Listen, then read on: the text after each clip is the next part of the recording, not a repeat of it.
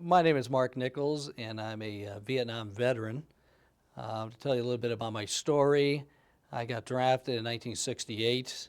Got a funny little sideline. I was down in Daytona Beach with a rock band. My dad called me up and said, "You've been drafted. You've got 2 weeks to get back." So, and he was a bomber pilot, and I think he was kind of happy that I was had to serve in the armed forces. I was drafted in the Army. Went to Fort Dix, New Jersey, and studied infantry at that time. At that time, out of almost 3,000 troops, I was ranked number 3 as far as physical aspects after we got through basic training. And 5 of us, including myself, were approached. We were all draftees, were approached to go to West Point. And all 5 of us said no because we were draftees, and we decided not to go to West Point. But they had another special program, which was to go to Special Forces Green Berets in Fort Bragg. And 2 of us, a gentleman by the name of Garfello, who was actually ranked number 1 in our basic training, him and myself went to Fort Bragg to study to be a Green Beret. We did that for several months, not knowing what our operative goals were going to be, and not even know where we were going to be stationed after that. After graduating from Fort Bragg as far as being a Green Beret, we were given our orders to go to Vietnam. Let me interrupt. I think we'd like to know what your training was all about. Okay. What made you from a civilian into a Green Beret? Well, Green Beret training is, it's intensive training. We're trained as far as all type of weaponry. We're trained as far as hand-to-hand combat. We're also trained how to communicate with, at that time, of course, the Vietnamese to try to change the Vietnamese over to, our thinking as far as America is concerned, as far as freedom and as far as democracy, and actually to go into the jungle and live off the jungle. So we learned how to survival training at a aspect that we could survive out in there without any type of backup forces, initial backup forces. We also were trained because we weren't positive we were going to go to Vietnam, but we thought we were because this was 68, 69, and in Vietnam, of course, was hot and heavy at that time. We also were trained to how to train the Aborigines who were the Montagnards. Actually, we would consider them as sort of American natives of America, and they were in the mountain areas of Vietnam, and we went to train them to help us, as far as the operative, fighting against the Viet Cong and North Vietnamese Army. So at that time, after I graduated Green Beret schooling, I actually was sent to Fort Lewis, Washington, which we did some additional training, and it was just the 2 of us, that one gentleman, his name was Garfello, and myself, and we were sent at that time over to Vietnam, and but we didn't know what our command would be.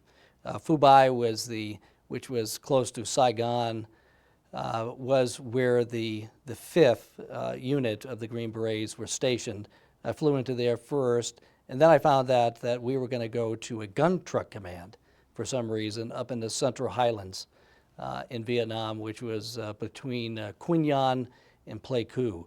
And my mission, and this other gentleman that was with me, our mission was to learn about the gun truck command in the supply lines up the An Khe Pass. And to tell you a little bit about the An Khe Pass, that was the 2nd worst defeat the French had up the An Khe Pass before they surrendered. They lost in one battle over 2,000 troops up the An Khe Pass. Well, we would take these supply lines, trucks, which were 2.5 ton or up to 10-ton trucks, and then we would be on gun trucks that would, on a convoy basis, protect the supply lines up the passes. And the supply line was to supply the 1st Cav unit, the famous Air First Cav Unit of Vietnam. It was one of the first Cav units that actually used helicopters to get into these bases. So that's what the supply lines were used for. But I didn't know at that time, and the gentleman I was with, we did not know why we were there. We were not allowed to tell anybody that we were special forces at that time. So we were on the gun trucks or in the gun jeeps, and we spent months going up and down these valleys and up in these mountains. And it was the unit that I was with, the 669 Transit Company, was one of the most decorated units in Vietnam. About every third trip up there, they were extensively, hit as far as firefights. Tremendous loyalty, tremendous bravery on those truckers and the gun trucks. If a truck was hit, we would move in with a gun truck and try to, get them out. But it was amazing that we had several times that in the 4 months actually that I was with this gun truck command, we had hand-to-hand combat 3 times with the Viet Cong actually came down over the mountains, even with our firepower that we had on here, and tried to capture, some of the trucks and try to capture the supply lines that we were having go up these passes. But on one of the gun trucks, to tell you what we had on it, we had a 50 machine gun, which of course used to be used in World War II to shoot down planes. We had 260s and a minigun. And the minigun was a Gatling gun that was a circular Gatling gun that shot 6,000 rounds a minute. So we actually had tremendous firepower. The problem was trying to get these gun trucks up to where these trucks were taken out. If we could, we did. If a lot of times there was so much firepower that we tried to move up as quick as possible, try to save the drivers. And most of the time we did. Sometimes we did not. If we were in a huge firefight, then we would call in the Cobra helicopters, and the Cobra helicopters would come in, through these passes and try to wipe out the enemy at that time. We had a battalion of North Vietnamese part of the army that was up in that region, but we had also the Viet Cong, and just to let you know, the Viet Cong, of course, were the guerrilla fighters, and they were very good fighters. The North Vietnamese army were just regular troops like we were, but the Viet Cong, lived off the land just like we did as far as special forces. So I really didn't know why we were there to learn about these gun trucks. Special units, very brave people, as I said, until it became 1970, about March of 1970, I received special orders from Secretary of Defense and from our generals there, our Special Forces generals, that we actually were going to go into Cambodia and Laos. So what we basically did is, the reason I was learning about the gun trucks and the supply lines is that we were going to go to Quy Nhon and load up Special Forces and go into Cambodia through the Pleiku area. And there was actually 3 different, we were in the central part of Vietnam, and the southern part, by a little north of Saigon, they were moving up from the south to the north. And then there was another part as far as the Central Islands, and they were going up through Laos. And what we basically were doing was cutting off the Ho Chi Minh Trail. And the Ho Chi Minh Trail came from North Vietnam down through Laos, through Cambodia, and that was a supply line, because we had actually cut off the supply line throughout Vietnam. So the North Vietnamese could not supply their own troops, whether it was the North Vietnamese or the Viet Cong. But they were doing it through Laos, and they were definitely doing it through Cambodia. So they were bringing this, there was actually a trail that came down, and we were given special orders to go in and cut these lines of communication and supplies. So we went in as far as we could. We went through Pleiku. Pleiku was only about 50 miles from the Cambodia border. And then we went into Cambodia as far as we could with these trucks, in the Berets, and the first air cav was there too. And the first air cav took some of our troops and their own troops, and brought them into fire bases. And the rest of us, including myself, we basically marched in, which was over about 110 miles or so into the fire bases. In the Central Highlands, where we were stationed, in Cambodia, basically we made up 3 fire bases. And we had tremendous success. We set up posts where we could have B-52 bomber spotters to blow up the aspect of the Ho Chi Minh Trail, and of course the contact that we had, with the North Vietnamese and Viet Cong. They were really surprised we were there. The only problem is that the only people knew that we were there was President Nixon, Secretary of Defense, and some of his cabinet, and of course some of the generals. At that time in 1970, it was forbidden for us to go into Cambodia and Laos. So President Nixon decided to use his own powers to send the special forces in the first cav units to take over this Ho Chi Minh Trail.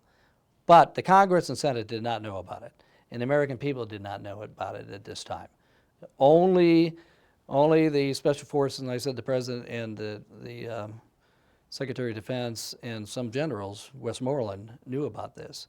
So we went in, and actually I have a letter from Nixon, because I actually wrote President Nixon, telling him that I thought it was just a great thing that we were doing, because that would have won the war. That would have won the war in Vietnam at that time, because we basically were cutting off all the supply lines for the North Vietnamese. And he actually wrote, I have a copy, he wrote a letter back to me stating, of course he didn't mention Cambodia, but he mentioned that thank you for your sacrifice and thank you for your information, hand signed it. So I thought that was pretty special. The funny part about it, I had my major and a 1-star general deliver this letter, because it was a sealed letter from the White House to me. And of course they wanted to know what was in that letter. I never let them know. And so that sort of helped me with for the future, because they always thought I had some connection with the White House. Of course I didn't, but what happened is that, we were there only for a few months, and the Congress and Senate found out about it, and of course the American people did. And, with all the protests and whatever, as far as Vietnam War was concerned, Nixon called us out.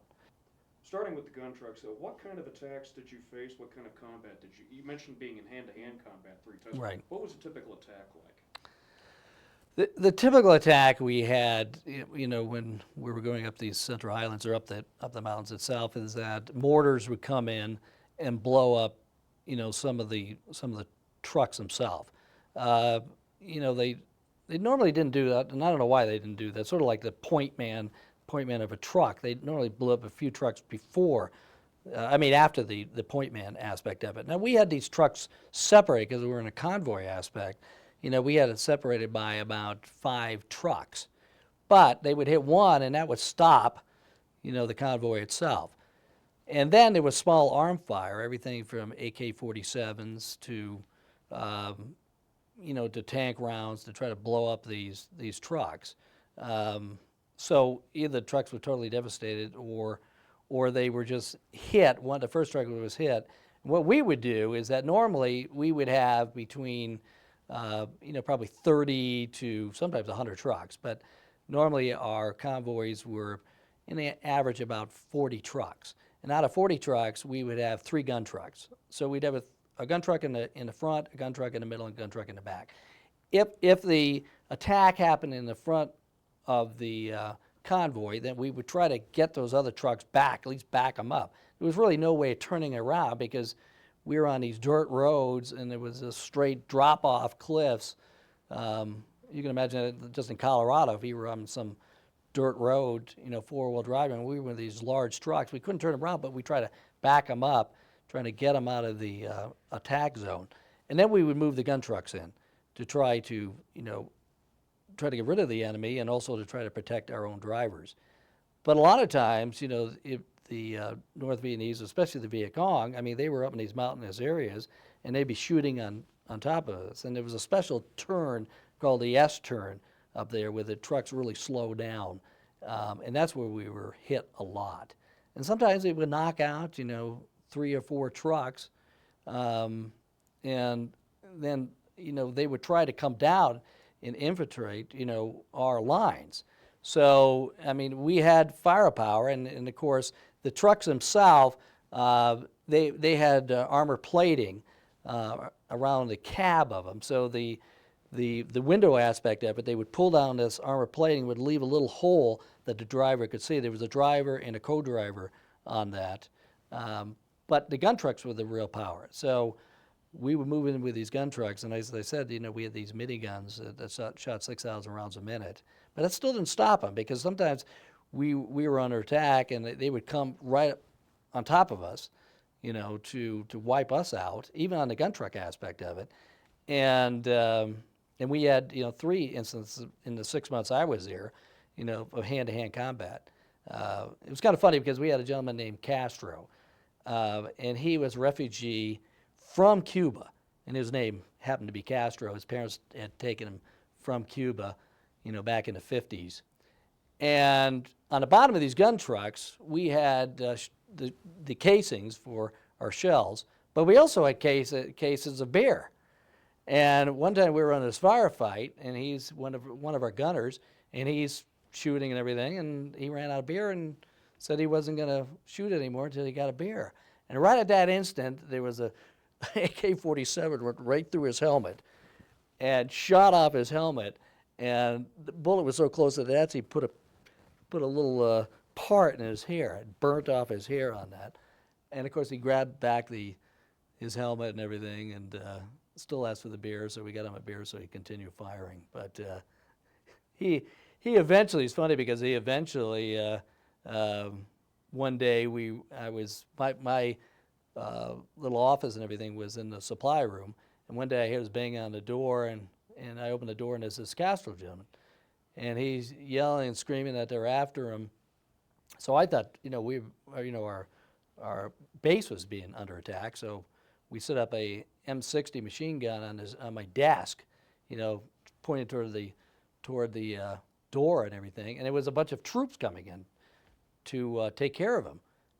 I think they were upset with him with something. So I told them that you cannot come in here, or we're going to have to do something with you. You've got to move back, and if there's some problem. So, and Castro was he was transferred the next day, so we never did see, and we never did find out what Castro had done to these other troops. But so. Was there a difference in the tactics? So you talked about the Viet Cong and the North Vietnamese Army. Was there a difference in how they fought, or the quality of how they fought? The Viet Cong, I would place them with, the troops I was with, as far as the Green Berets, the Special Forces. They were trained to survive with very little support. The average American troop, as far as an Army trooper, it took approximately 30 to 50 people in the back, to support him.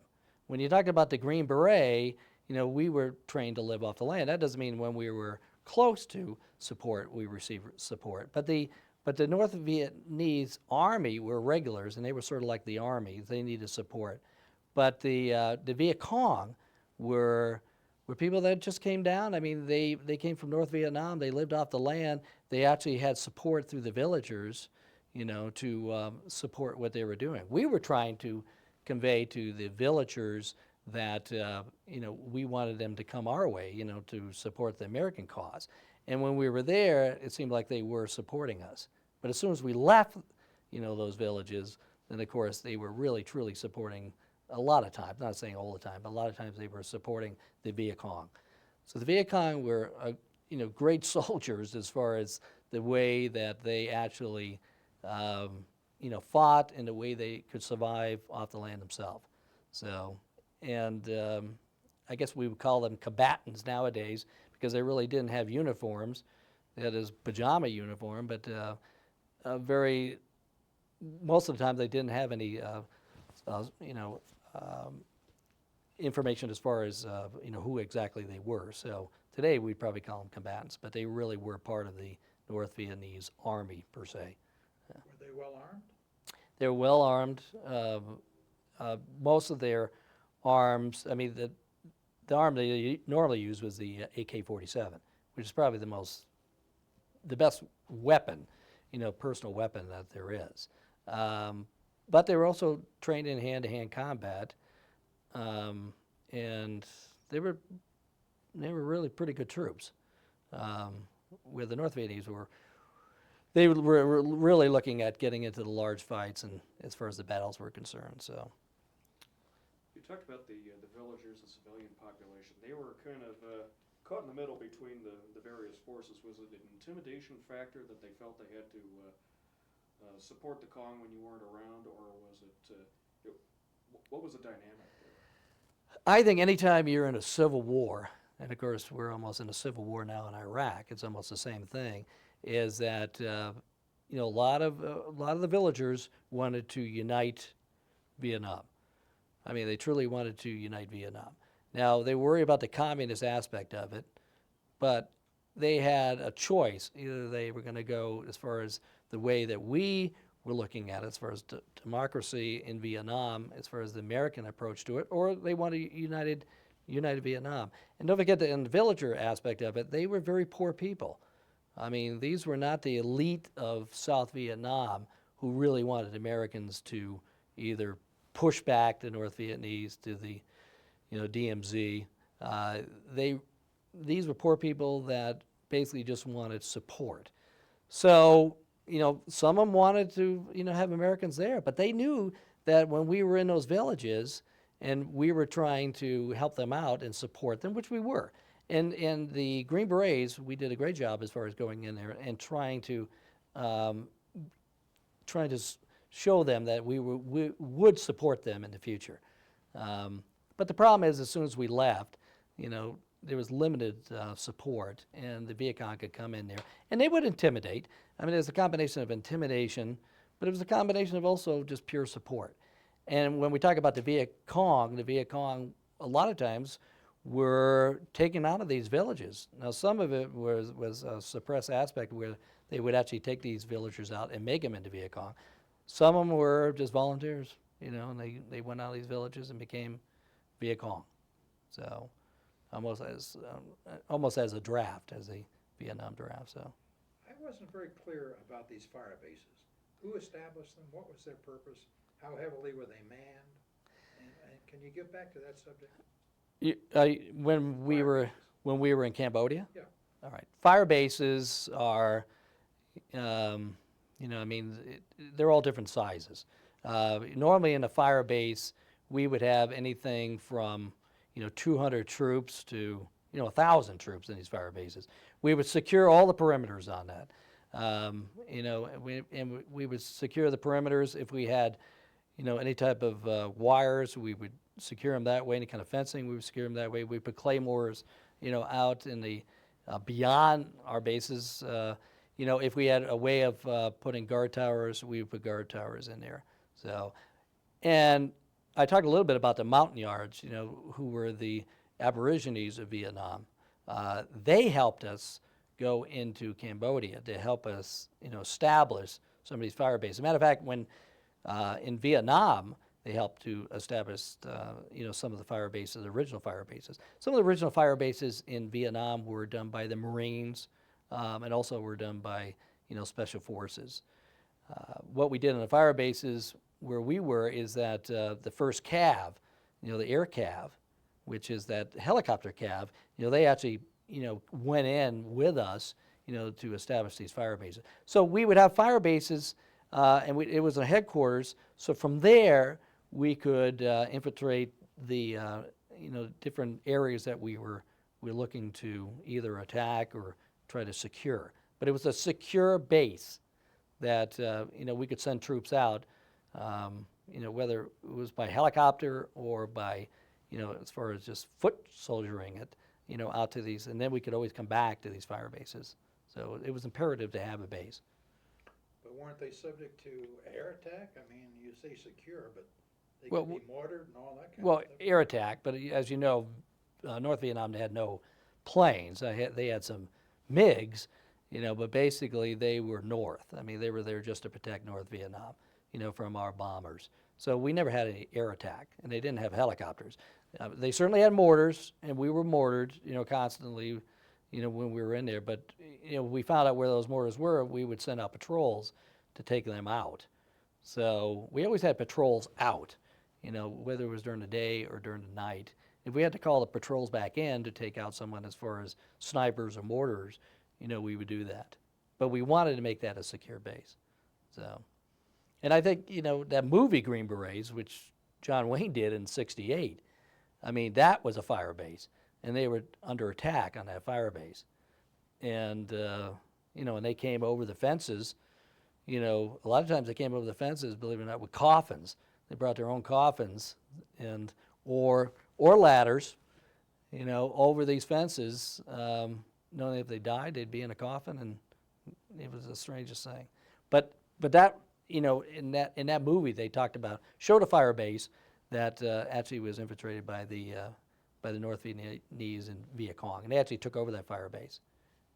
And then they had this, what they call a puff, which was this plane that had the miniguns on it. If you remember, John Wayne and all his troops moved away from the fire base, and this Puff the Dragon came in, which they had these miniguns, which we had on those gun trucks that shot to 6,000 rounds a minute and just wiped out everybody in that base.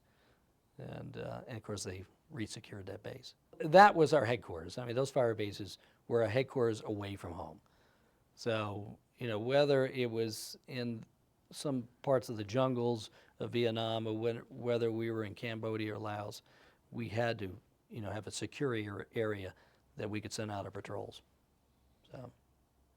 Your activities seem to change from being in the fire truck convoy protection area back to ground forces? Right. My training was in ground forces. I mean, my training was in ground forces. As I said, the only reason I was sent to this gun truck command was to go to Cambodia, which we didn't understand at that time.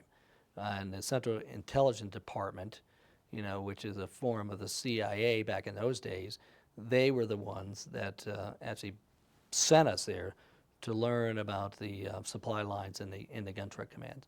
Because we had to not only get our troops in there, up to the border of Cambodia and into Cambodia as far as those trucks would go. But eventually, we still had to bring supplies in. So, and as I said, the Green Berets could live off that, but we also had the 1st Air Cav and other units there, and we did have to have some kind of supply line on that, so. So, in that activity, you were carrying troops and supplies? Right. Have you told us how many people are involved in manning a gun truck? How many troops it would hold? Maybe you could tell us about Well, that. a gun truck would have the driver and the co-driver, and then we'd have a 50 machine gunner, and we'd have 260s, and one would take over the minigun on those trucks, and then there'd be a sergeant, in charge, and then either a lieutenant or major would be in a gun jeep. So they'd have the driver and a 60 machine gun, and they would be the commander on, in the convoy itself. So the miniguns were unbelievable weapons. As I said, they were Gatling guns. They shot to 6,000 rounds a minute of the 60 shell. The only problem is they ran off a battery. So if the battery was hit or the battery went dead, then you couldn't use those miniguns. You said something about carrying troops and supplies. I mean, how big are these things? Well, I mean, we had, 5-ton trucks, that carry these supplies, and the troops at that time when we went into Cambodia. So, and as I said, a lot of them got helicoptered in after we got into Cambodia. But, we had to bring all the supplies and everything up there. So they were 5-ton trucks. Eventually, they had up to 10-ton trucks too. So they were 5-ton trucks, and they could use, carry tremendous amount of cargo. I mean, everything from mortars to, I'll tell you one thing, we had to carry nitroglycerin up the mountain. And we asked for volunteers, or the gun truck command would ask for, or the supply, I should say, command would ask for volunteers to carry this nitroglycerin. And they would carry this nitroglycerin, and they were suspended in the back of the truck. And of course, the trucks were far enough away that if they did blow up, they wouldn't blow up another truck. And I always remember they paid those gentlemen to drive those things. They paid them $200 to drive it up these dirt roads, bumpy roads. And if they were ever hit by anything, I mean, they would have blown up. I mean, they were suspended in the back, the big canisters of nitroglycerin, to make some kind of emission bombs up in in the Pleiku area. So the only time I ever saw them blow up is that when we were under attack, and at hand to hand, they came down and the Viet Cong got in the back of the truck and tried to take that. He didn't know it was nitroglycerin, blew up the whole truck, and the driver survived. But You also had an incident involving a helicopter and a truck going up that. You want to describe that to us? we were under, a firefight going up this Ankh Pass. It was before Ankh.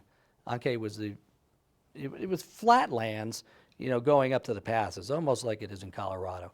And, there was, just described on both sides, there was either, plantations or, different things that the Vietnamese were growing, on both sides, on the flatland aspect of it. A lot of rice production, whatever. But then we go up to these hills. And the first town we hit was Ankh. And as I said, that S-turn, the trucks really had to slow up. We tried to go as fast as we could up these hills, but it was pretty good grade up these hills. And one time we had a firefight, and it was a pretty large firefight, and we actually had lost, I think it was 12 drivers, combination of drivers and people on the gun truck. So we moved in. We had over probably 8 trucks hit. So they were giving us mortar fire. So we called in the Cobra helicopters. And as I said, on the side of this mountain, there were some little guardrails, mostly no guardrails. And all of a sudden, the Cobra helicopters coming up like this, and there was a semi-truck coming. We were going up the hill, and we were stopped. Well, a semi-truck was coming down the hill. Well, he didn't know we were under a firefight. And as he was coming down the hill, and the Cobra helicopter was coming up, a mortar hit the cab of that semi-truck. And the semi-truck went through this little guardrail thing over the edge of the cliff there and hit the Cobra helicopter as it was coming up. There was actually three Cobras, and the other 2 were off, but this one was coming right up, and you could see it, and it hit that Cobra helicopter, and of course, they all went over the edge and passed away. But and the rest of the Cobras came up and just annihilated. Regarding Cambodia, and then, And what do you want me to say on that? right, Oh, it just however you come. yeah. Just talking about Cambodia. Okay. Regarding Cambodia, this is really one of the first times I've ever really talked about it was a secret mission at that time. And as I said, with the Central Intelligence Department and CIA and of course the White House at that time. And it's really funny because some of the troops I was with the gun truck command, still don't know, and I'm still friends with it, still don't know I was with the Special Forces at that time. But I think because we were sworn to secrecy, that even the letter I have, President Nixon never talks about us being into Cambodia. So, but the politics involved were to go in, cut off the supply line Ho Chi Minh Trail, and win the war. And now we're talking about 1970, and of course the war went on for many years later on that. I believe that if we had stayed in Cambodia, and we were only there for several months, if we had stayed in Cambodia, we would have won that war. I mean, we would have won that war by probably 1971, 1972 at the maximum. So that was the only way to do it, unless we were going to invade North Vietnam, which we weren't going to do because of the Chinese. I mean, or in the Russians, we definitely weren't going to, invade them. And even all the bombing in the world, in North Vietnam or in Cambodia with the B-52s. B-52s did wonderful jobs as far as bombing, installations. But the problem is with the Ho Chi Minh Trail, it was just a jungle trail. They were walking down there with bicycles and backpacks, and a lot of those areas had underground little towns that they had along the trail itself. So if we were bombing them, they could get into these holes, and they were full. You talk about, fire bases. Well, that was their fire base. Their fire bases were underground. And we didn't know that. We knew some of that, but we really wouldn't have known that unless we had spent another 6 months to a year, on those trails and knocking out those trails. So the aspect of is that we went in to win the war, and then of course, the Congress found out about it, and the American people found about it, and of course they have the rights to tell us we have to be out, and we left. After you got back to the States, first of all, how long were you in Vietnam, and when you got back to the States, did anybody have any idea what you were doing over there? Did you tell anybody about anything that had happened? Actually, I signed up for a second tour when I was there. So, and the reason why is so I didn't have to do any stateside duty. So I didn't have to come back and do any stateside duty. I was really mustered out after Vietnam. So I extended over there, and actually I got out a little early. Nixon gave some special orders, and several of us got out early, so we didn't even have to do the full. Actually, we extended for another 5 months. We only did about 3 months, so I was over there for about 15 months. When I came back to America, as I said, I was mustered out, and as everybody knows, we didn't have any, flag, waving type situations as far as Vietnam. There was a lot of protests still, as far as Vietnam was concerned. And actually that ended the war. The protesting, which I think was good. I have to admit that I sort of changed over as far as that aspect of it, thinking that Vietnam, it was probably the time to get out. We had lost, even at that time, over 40,000 troops, and it was probably time to get out of Vietnam at that point. Unless we were going to do, because once we left Cambodia, we were not going to win that war. We possibly could have had a stalemate, but there was too much infiltration, from the Viet Cong in North Vietnam going into Cambodia, into Vietnam. So we weren't going to push them back like we did in Korea, past the DMV. We just weren't going to do that. As far as telling people what I did, I told my family. My family knew a little bit about it before, while I was there and before I went over. But I probably didn't tell them anything about the special mission because Vietnam was still going on, and we were sworn to secrecy at that time, and I really didn't even tell them to probably the 1980s or so, which was a decade later. After all said and done, did you resent in any way the American attitude about that war and the people that served in it? Are you talking about the American people as far as The protesters and the attitudes.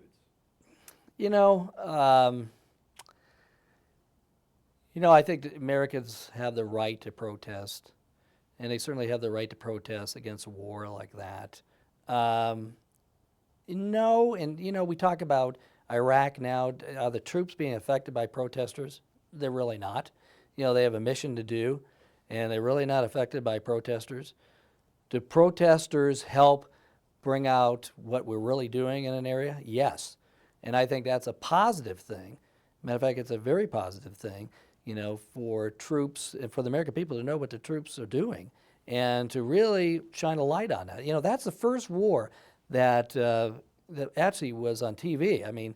There were actually, reporters. We had several reporters with us, and they were the most bravest people in the world. We'd put a flak jacket on and a helmet, and we'd be on the firefights in the jungle or something, and they were right there. It was just amazing. So, was I upset? I guess you're a little upset because you weren't like a, Second World War or First World War where you're going to go march and people are going to be there patting you on the back. The only thing they're talking about is, the atrocities that happened and, the melees and things like that happened in Vietnam. which were total atrocities, you know, and those people should have been prosecuted for that. It was no reason to, you know, to torture people or to kill combatants type villagers. So. Do you have any reason, looking back on it, to feel fortunate that you got out of there? You want to tell us? I do. Matter of fact, that gentleman that went over with me from the Special Forces, he was on a gun truck and he had taken off his flak jacket and a mortar hit and, you know, blew out part of his stomach. And they sent him. They put him on a helicopter and actually sent him to Japan. And to this day, I don't know what happened to him, and I always wondered what happened to him, and you know, I never checked on it. I think I was a little worried about checking on it. So many people, you know, sadly passed away right next to me, and you know, I guess the angels were with me because I made it through, you know, Vietnam and Cambodia and came back. So I was one of the lucky ones. And but many Vietnam veterans are suffering now. I mean, they're suffering from a substance abuse or mental aspects of it. And I've been lucky that I haven't. So, but Do you, you were a little different with Special Forces and things. Do you still have reunions, or were you kind of cut out of that kind of thing? you know, I went to one reunion back in Fort Bragg, and that was probably 15 years ago. But the strange thing is that most of the troops I was really involved with, because as I said, when we went to Cambodia, we were only there for a few months with the troops, you know, that were with the 5th Command of the Green Berets. Most of the people that I'm still friendly were with that gun truck command. I mean, that's where I cut my teeth, you know, in that gun truck command. And I never knew when I was in that gun truck command that these trucks would ever be attacked. I mean, you know, you're sort of like sitting ducks, unlike being a Green Beret in the jungle where we were trained to do. You're sitting out there on some dirt road somewhere, and they're mortaring you, or, you know, there's 20 or 30 Viet Cong up there with, you know, AK-47 shooting at you. So that kind of surprised me as far as that type of combat. And I think in Iraq you see that type of combat now. You see, you know, a lot of that as far as these small tanks or gun. They actually have gun trucks over there too. So, and they come under a lot of attack. Do you think we've learned anything from the experience in Vietnam that we're using now? Or do you think we haven't learned enough? You know, the strange thing to me is that it's almost like we've forgotten about Vietnam. You know, I never thought that we would ever forget what we went through in Vietnam. You have two sides. It's a revolution. You know, I mean, it's a civil war, you know, between two sides, and we're in the same situation we are in Iraq now. And I never thought we'd ever be there. You know, I mean, I can't believe that people, especially my age, you know, don't remember that. Don't remember. And of course, we have terrorists and whatever that we need to fight. But, you know, Saddam Hussein, you know, could have been taken out other ways instead of us going to a full-fledged war. I mean, that's my opinion on that. So we sort of forgot about Vietnam, what we went into there, and as far as basically losing the war. You know, we never lost a battle in Vietnam. Even the Tet Offensive in '68, you know, when they took all their troops, the North Vietnamese and Viet Cong, and fought us, we totally wiped them out. We never, ever lost a real battle there. But we lost a war. Because the problem is in a war situation like that, either you fight it all the way or you don't fight it at all. So, and you can't just always push people past the DMZ and think that's the end of the war. It doesn't work that way. Wonderful. Do you mind if I ask? Oh, yeah, absolutely. I was going to ask you if you had any. I was just basically curious on 2 points that, one of which being that you being so secretive in being Special Forces and that, were you allowed to wear your Green Beret at all? No. Because that's a sign for the Special Forces. I mean, that was status.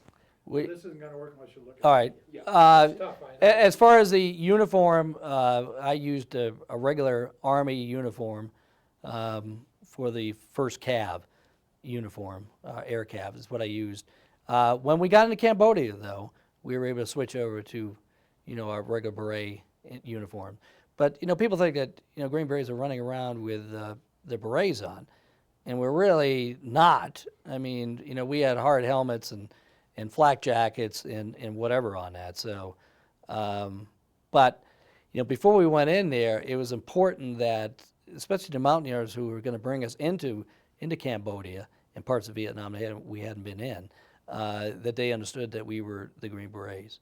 So, a little side note on that is that, I always wondered what happened to these mountain yards because they were so much for the American troops. Unlike the regular villagers, I mean, they were 100% for the Americans, and I always wondered what the communist Vietnam government did to them, after we left.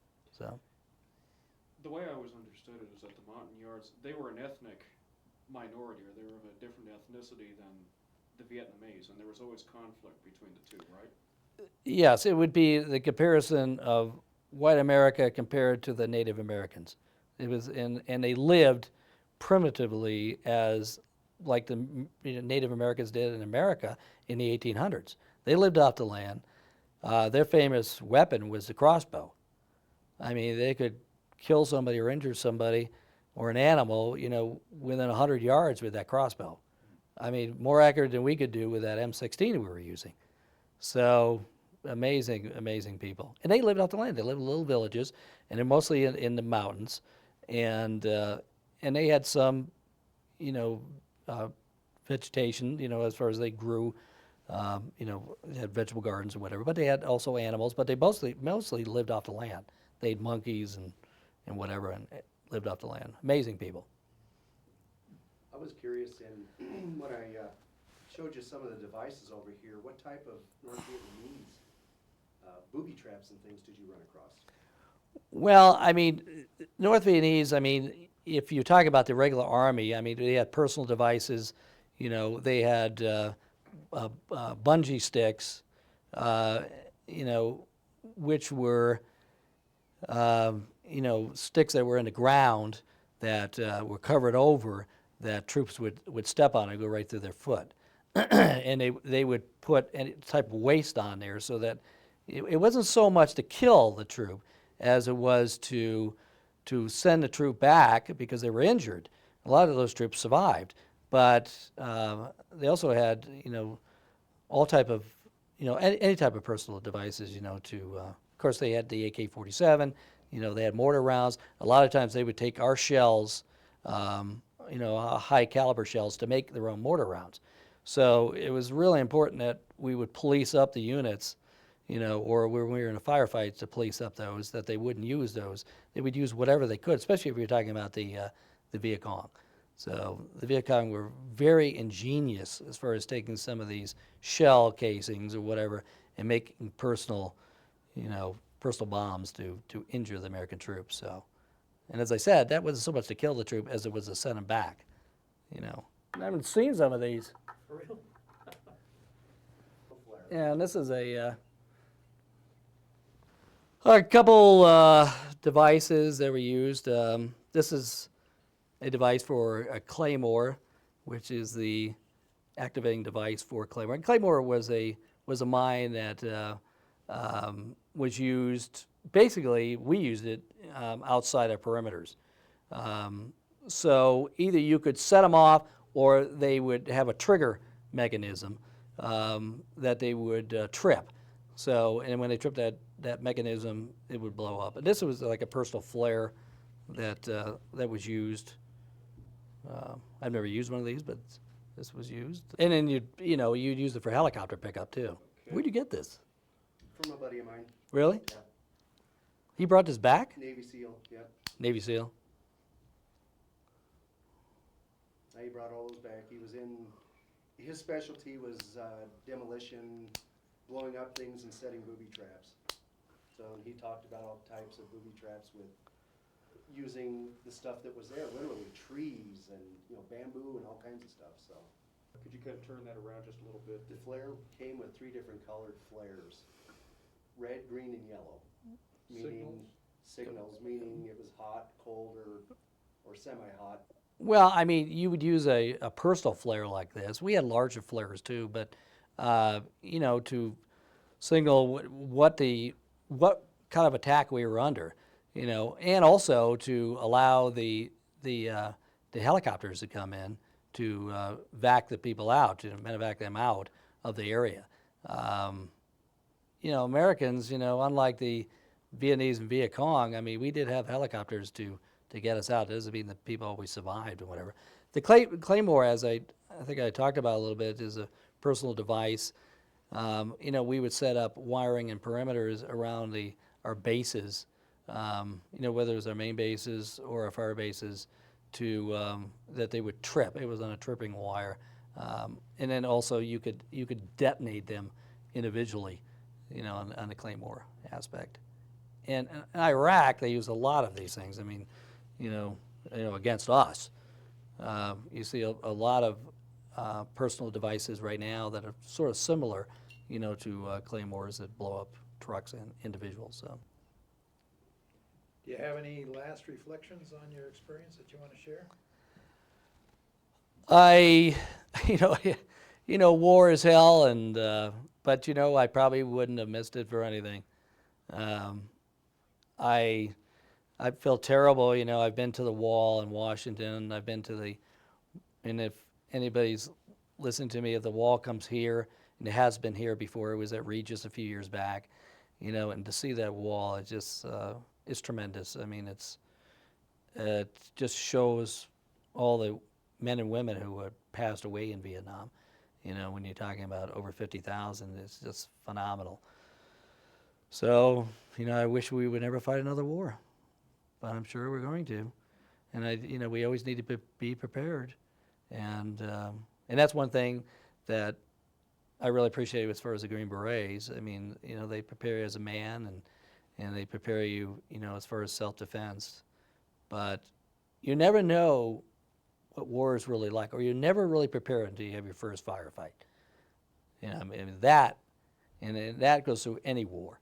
I don't care how prepared, we were probably the most prepared troops there were. But until that first firefight, and we realized what our capacity was, or our incapacity to fight at some aspects, you know, that's really when you realize what type of trooper you are, and you really learn from that aspect of it, so, to fight on.